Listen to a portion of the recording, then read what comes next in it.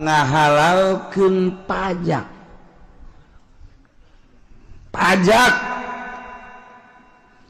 teh barang haram lawi taqada haqiyatal muksi jelema ngahalalkeun pajak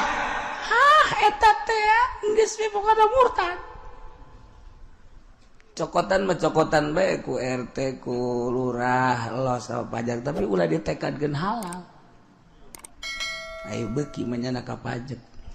bupati terus nya nama gupak di pajak gupak nya geus kos kebodongkol nya nama geus gupak ieu mantek ceuk ulah ge saha bupati nu bisa khusus salatna tadi dia kakara ka nyawa kamari ieu mah so amat cenah Ki Uci so jasa teh mah cenah ngomong ieu atuh aing mah wayah so mah so bae ieu ngan mendasar aing mah sona sakieu kiai dijagaan bae ge barang daharna ieu ti saha ieu ti mana maksudna ditanya kitu teh beusi aya nu salah hayang bener lurus ka Gusti Allah tetep husu hese bae hese beta husu teh lain hese deh hese jasa ai kos kitu mah da bupati mana nu khusus salatna ya tangkepeun kabeh bupati mah tangkepeun lamun urang nyaritakeun Fikri ditangkep bupati Garut kan kiai teh eta teh kiai atuh kiai salah mah tangkep bae bupati Bogor teh wow eta teh kiai sakar ngaranna bupati Bogor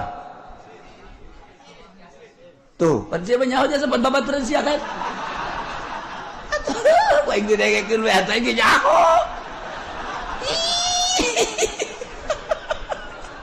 eta teh kiai Rahmat Yasin teh masyaallah lamun menteri agama atuh talar Quran berbagai menteri-menteri talar Quran bisa maca kitab ditangkap eta teh nah cak bupati nu sejen tuh salah makan ditangkap can kagiliran doang can kagiliran cak kabeh ge salah nah ieu mah keur carita sabodohnya na ibarat reki mah jangke ge bakal kapanggih jeung Gusti Allah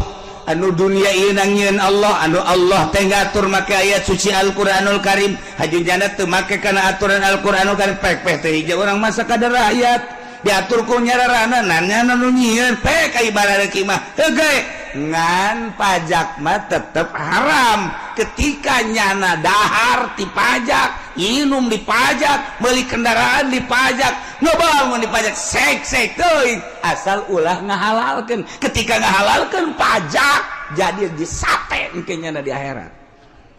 dibeuleum dibulak balik kerecek saya tak bupati